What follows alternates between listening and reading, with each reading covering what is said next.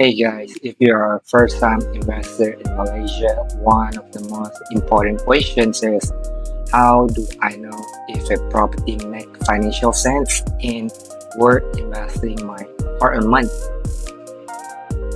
It amazes me how many people out there, especially a first-time property investor, are trying to get into the property game but doesn't know how to interpret even simple metrics such as rental yield and whether the numbers are reasonable or not reasonable. Check out the link below for the question you should ask yourself before investing in Johor property. So today I will walk you through the key financial metric that every beginner should know.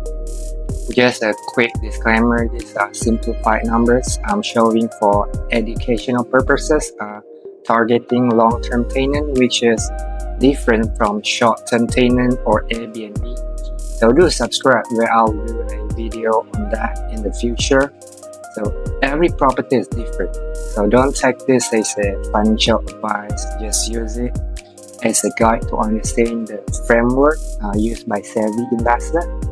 First out is rental yield. There are two ways to look at rental yield. So first we look at what we call it a gross rental yield as a quick filter. The formula is you just get the expected annual rent divided by the property price. So for example, you have a 1 million condo, so you get 5,000 rent per month or 60,000 per year. So you divide that 60,000 to your 1 million and you will get your gross rental yield of 6%. So this is used by savvy investor for a quick scan of investment opportunity before doing further due diligence. So maybe it passed the hurdle of 6%. Then you analyze further. If not, you just drop that opportunity. But you must remember, gross rental yield is ignore cost. So second is the net rental yield, where it is the real return. The difference is we take into account of all the expenses by deducting it against the annual rent and divided by property price to get the net rental yield. So the formula basically your annual rent minus expenses and you divide by price to get your net rental yield. For example, you have 60,000 rent and then you minus 15,000 expected expenses, you get 45,000, and that will give you a net rental yield of 4.5. So this shows the true operating profitability of a property after maintenance, quit rent, taxes each.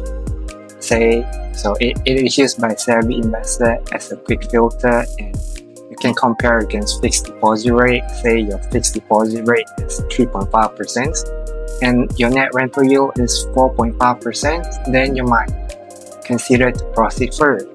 It depends on individual, right? Just remember we all got options, we have options to where we want to put our money on, cash, fixed deposit, stock, forex trade, or cryptocurrency. So you got the option, you compare the expected return against all these alternative investment and you decide which one to put your money. So second metric is cash flow. So loan installment are not included in the rental yield, so they fall under cash flow. So we calculate cash flow by deducting net rent against the loan installment. So let's just say your net rent is 45,000 and your loan installment is 50,000 a year.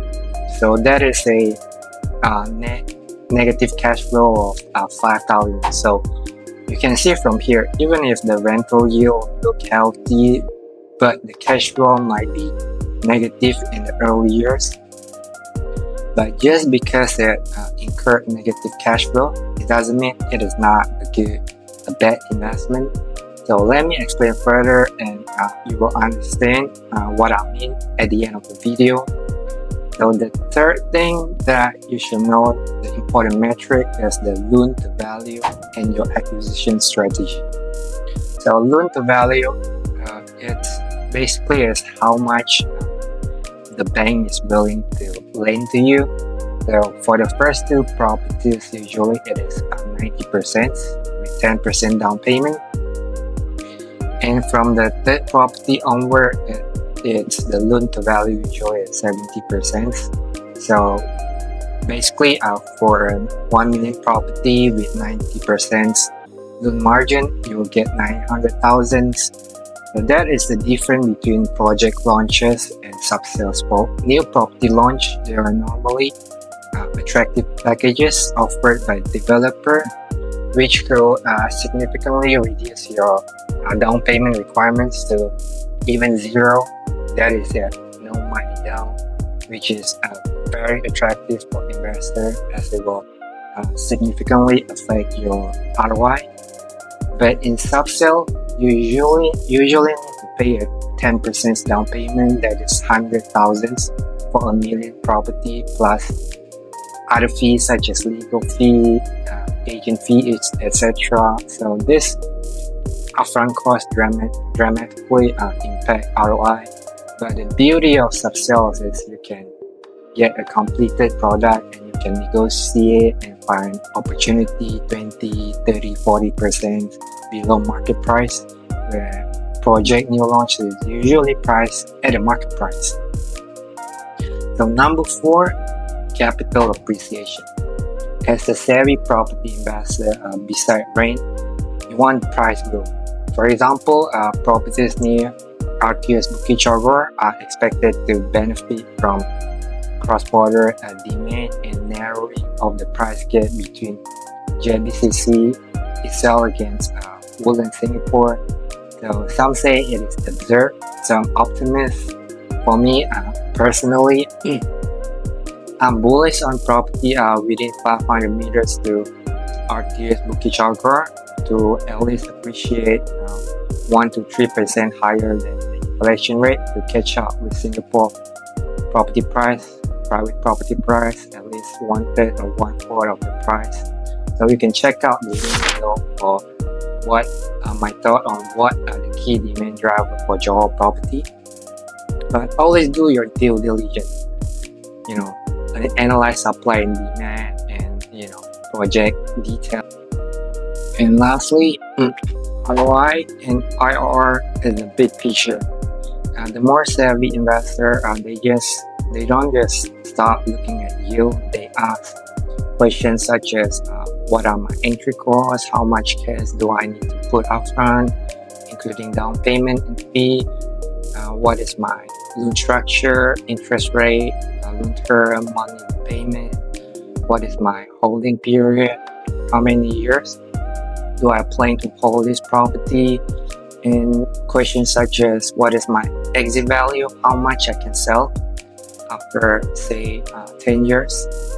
So when someone telling you this property is going to give you ROI 7%, you need to clarify whether it is gross rental yield, net rental yield, or IRR, internal rate of return, basically your annualized returns. You factor in all cash flow in and out, and that is used by savvy investor in making investment decisions. So let me explain using an example. So I'll use a rental calculator from calculator.net. So please note, I'm not sponsored. I just found this online and I've not verified the accuracy of the numbers, as I usually perform IR calculation using Excel worksheet. But this is good enough to give you basically the idea of how it works. So suppose we buy a 1 million property and we take out a loan of 90% with 10% down payment. So just take note, if 0% down payment, the return will be amplified. So interest rate being charged for the 90% loan of 900,000, say we put it 4%, and with a loan tenure of 30 years. We also need to factor in closing costs, say with packages and incentives offered by developer, we still need to pay some costs on memorandum of transfer, disbursement costs, and light renovation. So I just put it 50,000. So being new development with no repair needed. So recurring expenses, this for long-term tenants perspective, we put these numbers. So for Airbnb, of course, we'll have different costs, and we can factor those in the other costs. So we get 5,000 per month rent for a 3-bedroom property with the annual increase. Just follow average inflations of 3%. No other monthly income.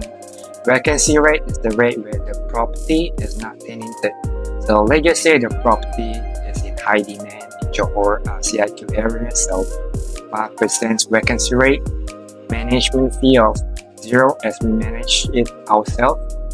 So next, for the selling price at the end of our holding period, that is the exit time. Let's just say in line with inflation of 3%, and our holding period is 10 years. So we are going to hold the property to earn rental income for 10 years before selling it for profit or capital gain.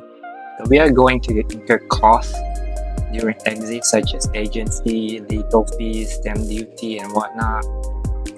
Let me just put it 10% of the price. So with that, in just less than a few minutes, we get our expected IRR.